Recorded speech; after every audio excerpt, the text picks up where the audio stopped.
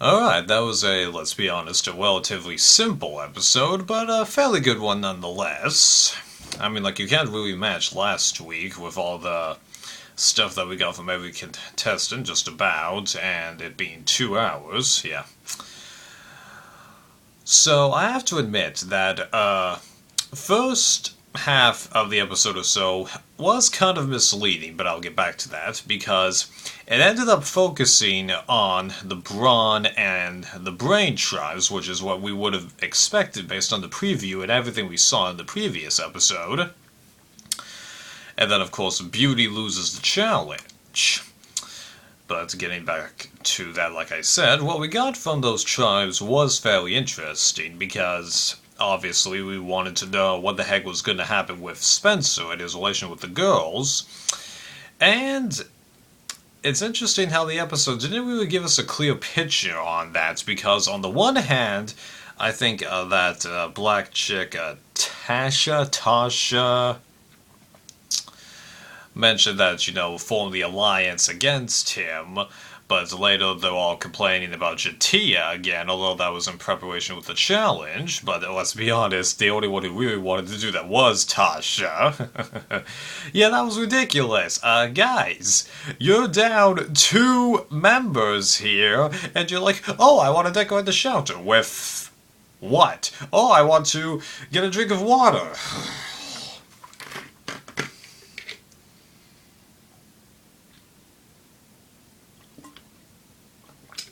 Really? Ugh, come on. That was ridiculous. I mean, like, it was funny, let me tell you, but still, really think about it. Yeah.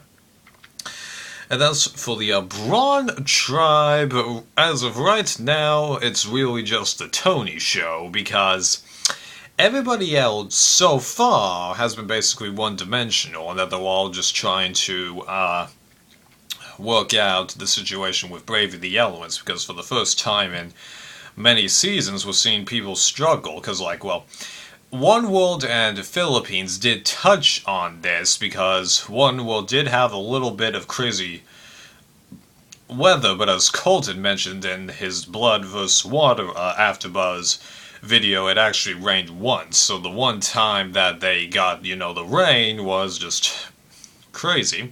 And then, of course, in Philippines, everyone was complaining about the food, but that seemed to change once the merge happened. But here, it's been crazy, it seems, for the first fourth of the game, and it doesn't seem to be letting up. And it seems like, at least according to what little bits of what Jeff has revealed to us, that the producers are going to grill the contestants next episode with 2 challenges. I don't see how they're going to do 2 challenges and a Tribal Council in one episode, however, but that's what he said. But he's been wrong before with stuff like that. If you read Dawson Ross, you know what I'm talking about. Anyway. But yeah, getting back to the Braun tribe, yeah, kind of one-dimensional, but what Tony has been doing, it is fairly interesting. Many people will say that he's kind of overplaying it. We're going to have to wait and see about that, because personally, I'm not going to call him out on whether he's overplaying it or not, because we can't tell at this point. We have to see whether or not the heat goes onto him, or if it disperses through the girls of the tribe, because let's be honest, nobody so far has been talking about turning on any of the guys, and if there's any guy that's going to be talked about being turned on, it's Tony. Simple as that. So, with both of these tribes getting all the camera time that they were, as I predicted, I felt very confident in what I originally thought. It was going to be one of these tribes losing the immunity challenge, and given how Beauty went ahead in that immunity challenge, I thought that they had it. And then we get to that vertical maze. Now,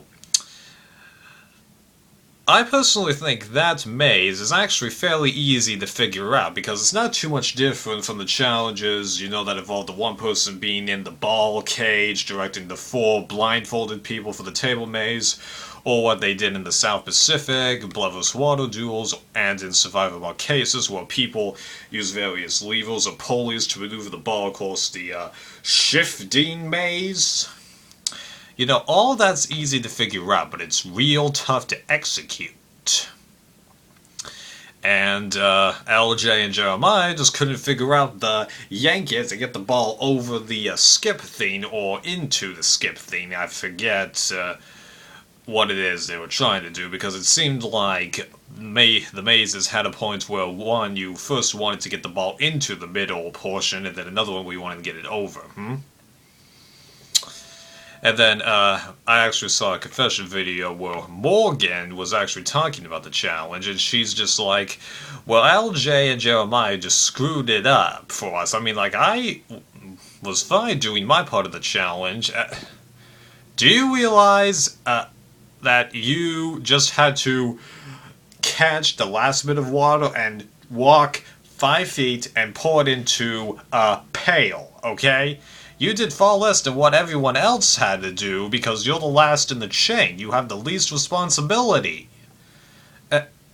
Yo, Morgan, sheesh. And this is somebody who really doesn't mind you. More on that later. But just, yeah, that's ridiculous. And why the heck are you blaming that on LJ and Jeremiah? Like I said, that maze is easy to figure out, but tough to execute. Honestly, any tribe over the history of Survivor would have trouble with a maze like that, so just really, huh? Quit complaining. That wasn't your challenge to win. It's that simple. It's just like Redemption Island, episode 6. That was Owen Tepe's challenge to win. Come on. Sheesh. But yeah, it turns out Beauty lost, which is kind of surprising to me, because I'm like, well, out of the 2 episodes that we've had so far, they've been the tribe that seems to be getting along with each other the most. But they have gotten and they've also gotten the least amount of camera time, so you would think there isn't that much story to it, but based on what I saw on everyone else's videos, and then giving it a little more reflection, I actually came to the conclusion that, you know what? Maybe there just isn't anything to show. You know, we could just have a tribe that really there wasn't really much to show except for the alliance making, even though a bit of it did happen off camera, because, yes, we did get the fact that Bryce and Morgan had their own little bond together, and that LJ was suspicious of both of them, meaning that he had pulled in a couple of the others, but he didn't fully say that, just that he was suspicious of them. And Bryce and Morgan had, of course, tried to pull in Jeremiah, but they didn't really state that Jeremiah was in alliance with the rest of the tribe. Oh, and as for LJ finding the idol, well, there really isn't that much to comment. After he, went out, I got the feeling that he would find it, just based on the music in the background and stuff like that, and just how calm everything was. But 2 things about that. 1, the clue in the first episode said that, you know, like, it was in the cliffs, but it was actually in the ocean. Huh? And another thing, he's like, yeah, I'm just gonna go and look for the idol, and he literally just turns away from the rest of the tribe, stands up, and walks right out there in plain view, doing even less of a job of, you know, trying to hide his intentions than Morgan did in the previous episode. Just like, he just literally just walks right out there, and everyone just goes, hmm? Now, it stands to reason, of course, that people just decide, you know what, I'm tired of standing around the camp, I'm gonna go for a walk or something like that, because let's face it, there really isn't that much to do except for gather food, gather water, gather shelter, improve the shelter, tend to the fire, and then take a walk. That's pretty much it. But just, somebody should have been suspicious about that. It's strange. Yeah. Okay, so I kind of lost my train of thought. I just want to make sure I've caught up with everything I wanted to say. Hang on.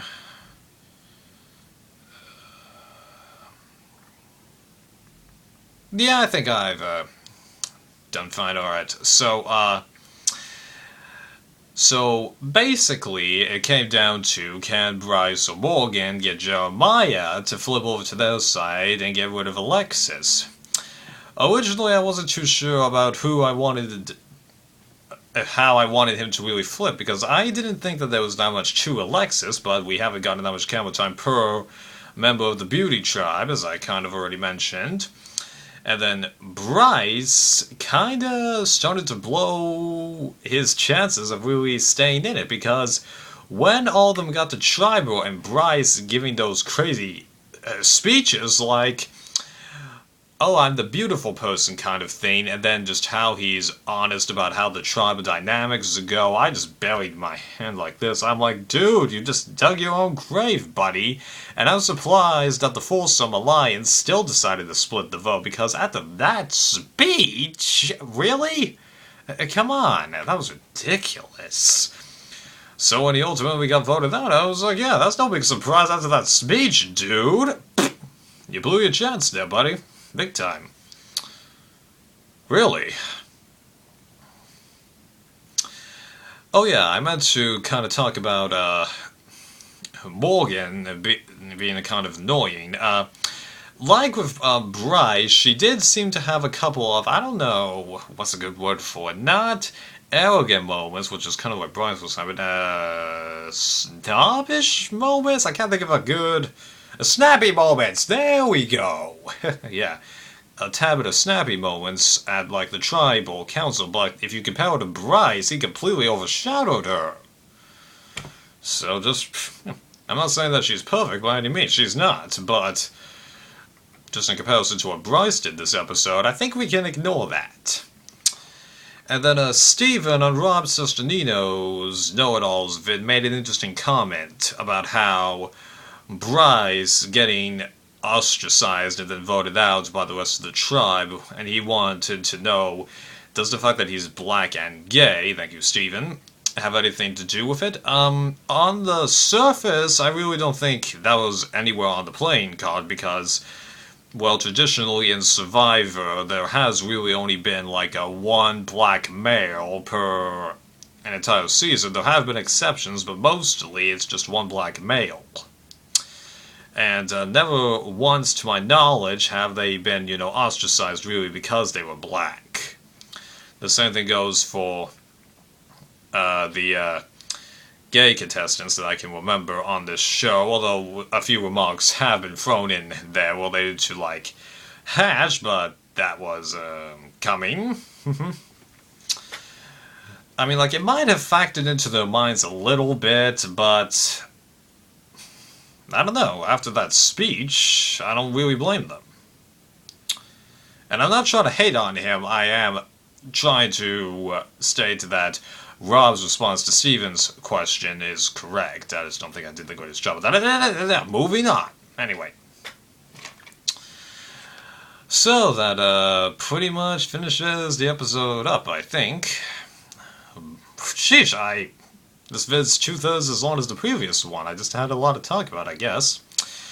So for next episode, I don't know if I totally believe Jeff's comments about there being 2 challenges. How could you do 2 challenges with 3 tribes? I mean, like, well, you did do it in All-Stars, but that's the exception.